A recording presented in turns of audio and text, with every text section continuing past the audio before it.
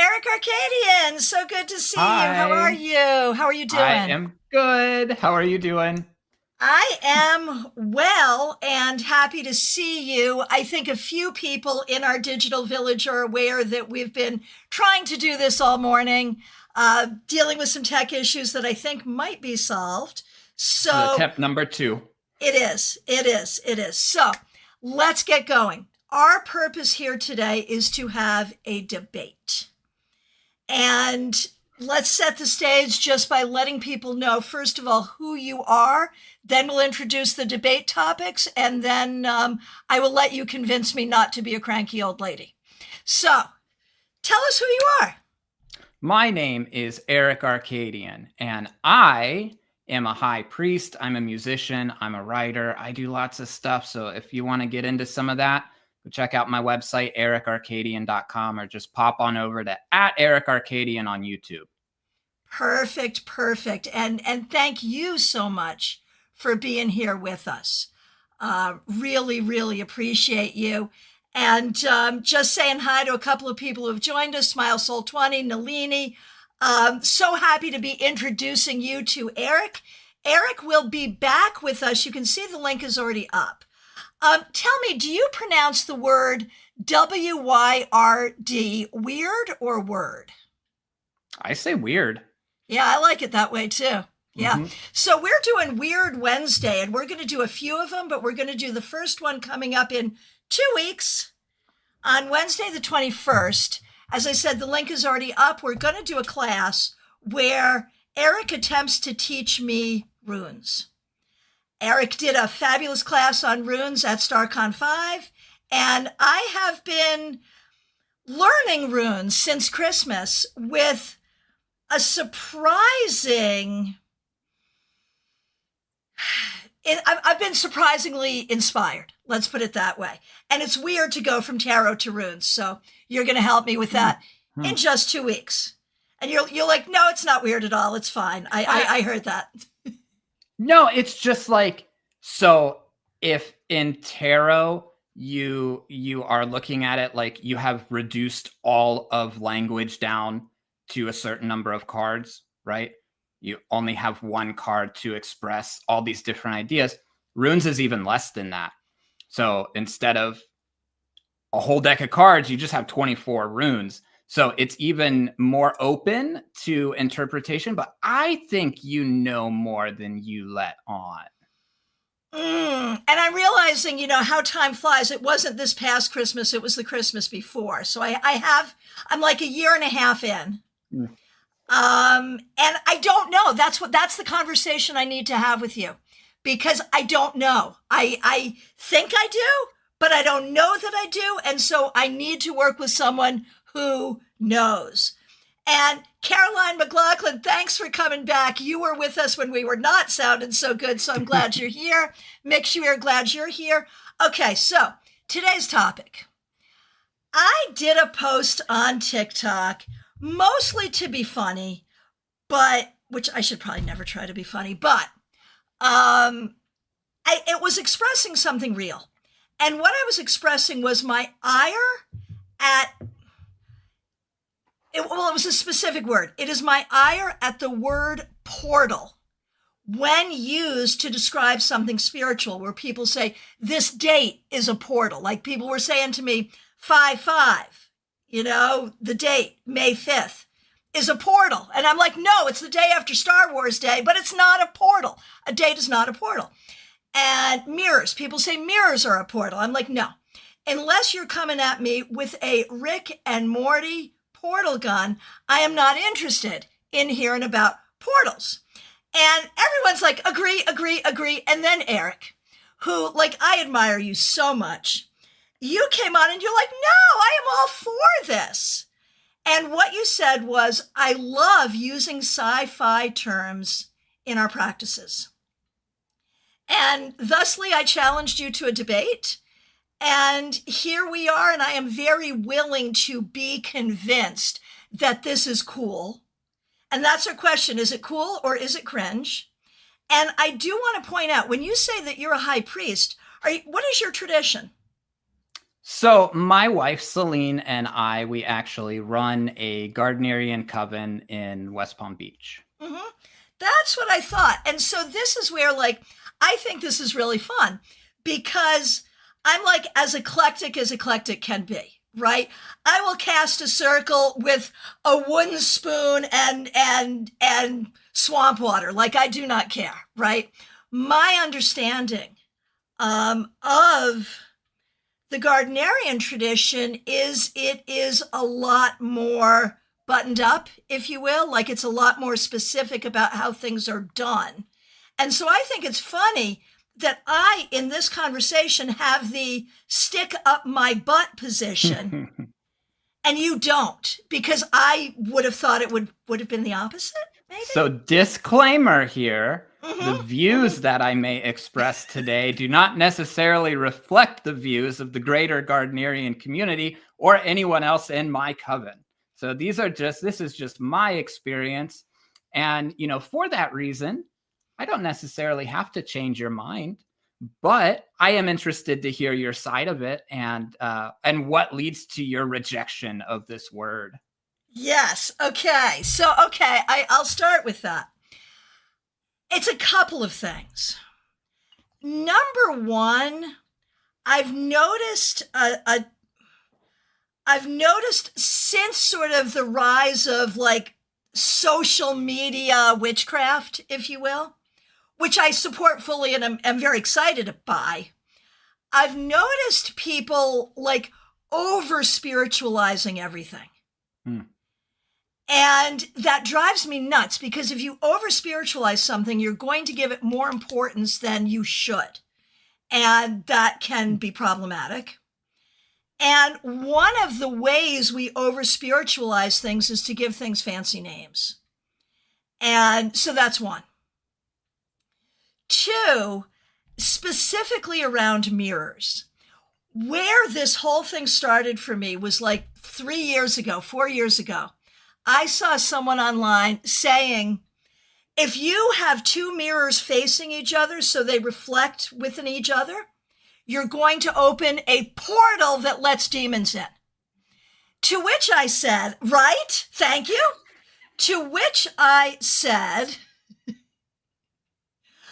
well, if that's the case, then every hair salon is the most demon-infested place in the world because those are just rooms of mirrors facing each other. What about dressing rooms? Like the next time I go to Dillard's to buy a dress, am I going to be attacked by spirits because of the three-way mirror? No, I will not. Not true. So there was that. I also, and this is me being old and bitter, right? I also feel like all of my life, I've been told that what I do isn't real, that tarot card reading isn't real and certainly is not a real job, when in fact it is my job and has been my job for 30 years, and that witchcraft is a fictional thing. Witches are fictional, not real. I'm here. I'm real. And so when you start using words that sound fictional, like sci-fi, the second word being fiction, I feel like that further delegitimizes us. Go.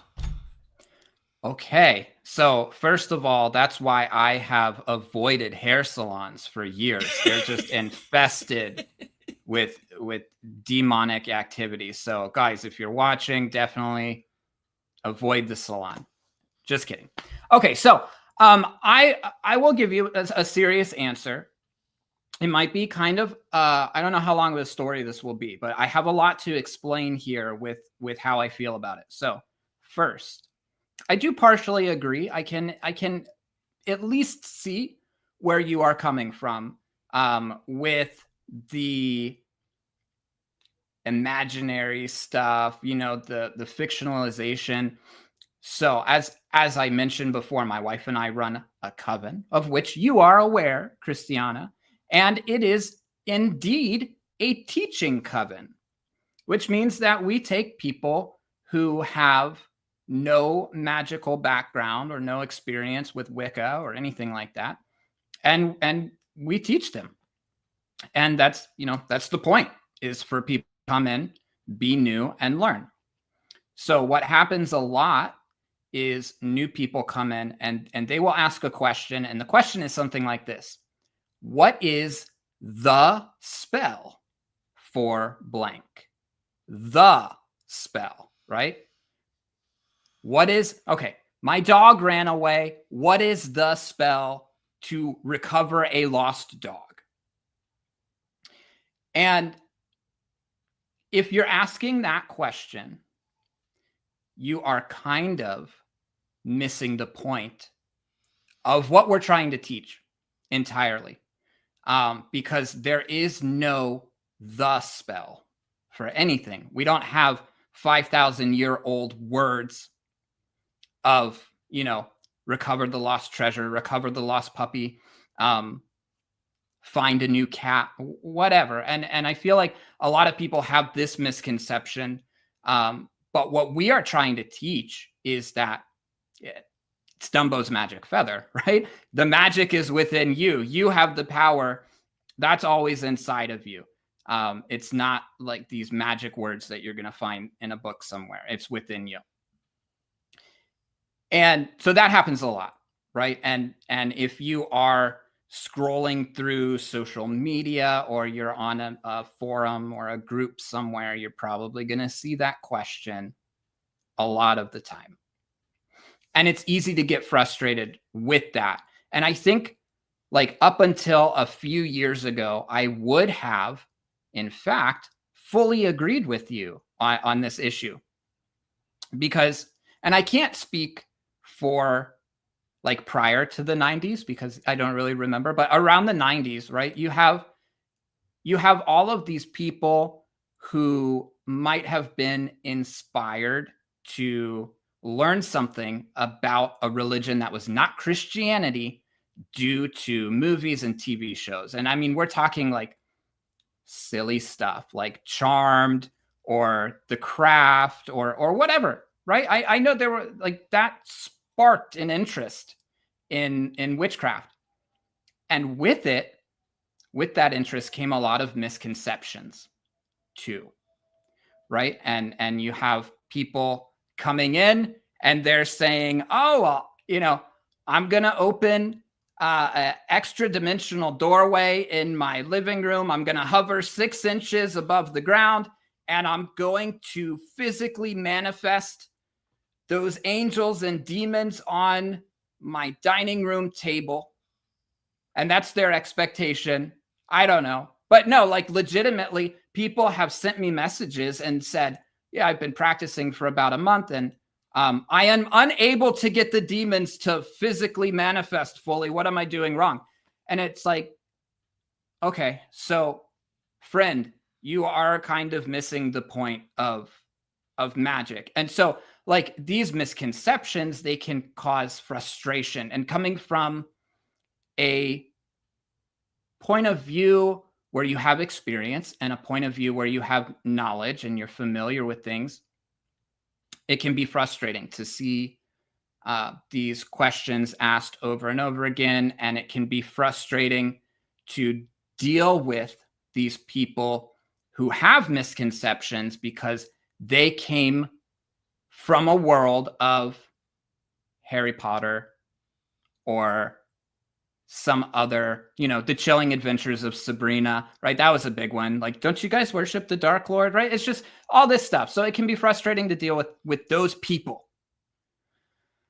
Until one day I was kind of thinking about my spiritual journey and I realized I am one of those people. Like in one way or another, I am kind of one of those people because I was reflecting on things that I did a long time ago. And I don't know if I've ever told you about this. I might have mentioned it in passing, but Star Trek was fundamental to my spirituality. So this is a topic that I would like, I think I might make a video about because it's fun and it can go so many layers deep. But the start of the story is that I was a kid living in a very sheltered Christian home. So if it was not Christian, I was not allowed to know about it. I didn't know about it. I was not allowed to have exposure to it. So if you were going to talk about something occult, I wouldn't have known what you were talking about. But for some reason, this rule was suspended if it had to do with like science fiction or fantasy. Like I was allowed to watch Star Trek, and I was allowed to watch some fantasy shows and stuff like that. Because I guess since it was so much pretend and it wasn't real, I was allowed to see it. My parents didn't see that as harmful to their religion or what have you. So my exposure to a lot of ideas that were non-Christian came through Star Trek. And I remember as a kid, I don't know which Star Trek episode I was watching or which Vulcan I was seeing on the TV at this particular time. It was probably Spock. And he was doing some like, Vulcan candle meditation or something like that.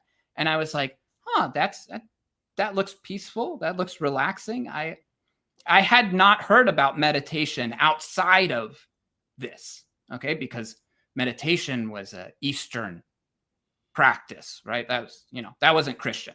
But I saw Spock doing it, and I thought that might be interesting. I think I'm going to try that. And so as a kid, I remember sitting on the couch, and I kind of like, sat with my legs crossed and put my hands in a position, and I closed my eyes, and I just sat there in silence. And I kind of enjoyed it. And then my mom walked up, and, she saw me just sitting in silence with my eyes closed. And she was like, "Hey, what are you doing?" And I was like, "Oh, I'm meditating." And she got upset. I got in trouble because meditation was not Christian. So I know that like meditation it's a real thing, right? And maybe it's not quite exactly what we're talking about in terms of using fictional terms, but I think it is at least adjacent to the topic. And then when we get to the terminology specifically around portals, so like because of my upbringing where I was exposed to a lot of science fiction and a lot of fantasy and stuff like that, I learned to replicate what I was seeing on the TV in my mind when I was imagining things. All of those far out scenes that are magical or super sophisticated technology, I learned to use in my imaginations when I was pretending. And there are things that I see in my mind, which I can pretty much guarantee you I have no adequate means of expressing to you verbally. I could try, but I probably won't do it justice. However, if we have this shared experience of seeing things in science fiction or in fantasy, I believe that these words, these context clues, the language, when I say portal, it can be a common denominator for arriving at that point of what you need to see in your imagination, which we would not have otherwise. And for me, using a dark mirror was really difficult. And there are a variety of ways which you can tell someone how to get into another realm through a mirror. You can say, pretend it's a doorway. All right. That word doesn't really work for me. Pretend it's a threshold. That word doesn't necessarily work for me. A gateway. That didn't work for me. Like they're all expressing the same thing, the same idea. They're synonymous. But when I read the mirror is a portal, all of a sudden I knew exactly what process, what to picture, what I needed to do in order to establish this link through my mirror to another realm. And I know it's silly, but I think language is, it does play a very important part in our visualization cues, and certain words have certain implications. And it's a trigger End of my story. I know, that was incredibly, wow. Yeah. Okay. That was fabulous. And yeah, it makes complete sense. And I was thinking, like, as I was preparing, I was pretty sure that you would say something that would help me understand. And I recognize it is generational. You know, it really is. And it's generational in a couple of ways. Because, like, you and I both, like, I'm probably, I think, significantly older than you are. Or at least I don't know if I'd say significantly. Well, you grew up, you're a 90s kid. 80s.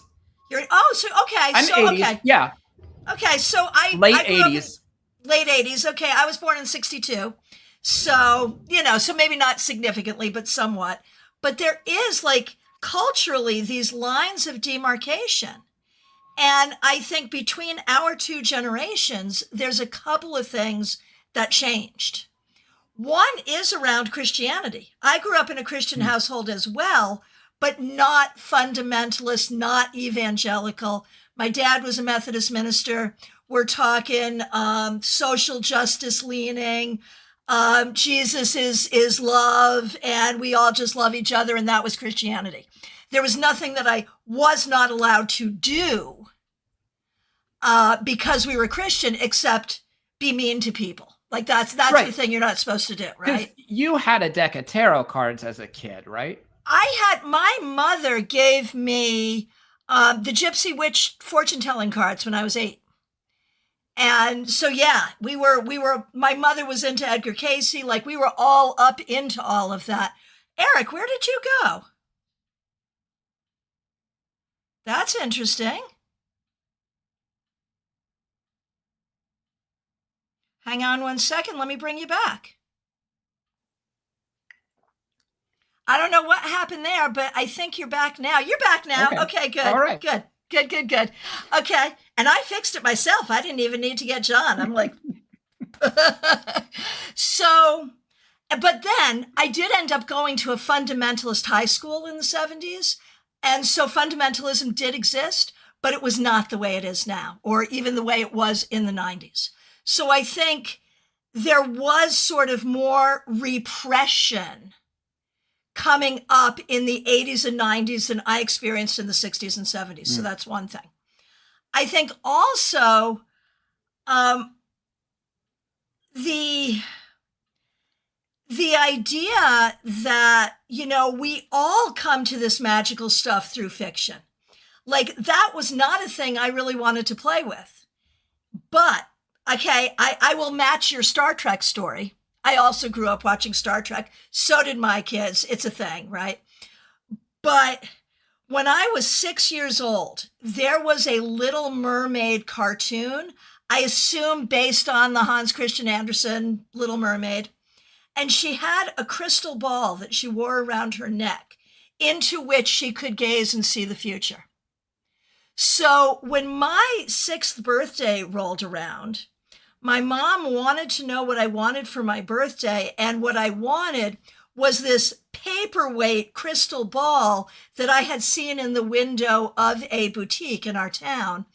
And she's like, what does a 6-year-old want with a paperweight? And I was like, that's what I want. She's showing me dolls. She's showing me all kinds of stuff. I'm like, nope, that's what I want.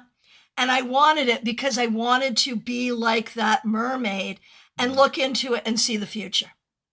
Now, I still have that. And I still tell stories about it. But to your point, look what I do for a living now. So I think you just won the debate. I'm gonna, because it's true. I mean, there it is. Now, Caroline McLaughlin comes in and says, yeah, I do agree with your analogy. That is exactly what I see in my mind when a portal is mentioned. And that's something else. Like, when I first came to Wicca, it was through Bucky's Big Blue Book. Mm-hmm. So, of course, it was Gardnerian. I think a lot of us probably started out with that Gardnerian, theology.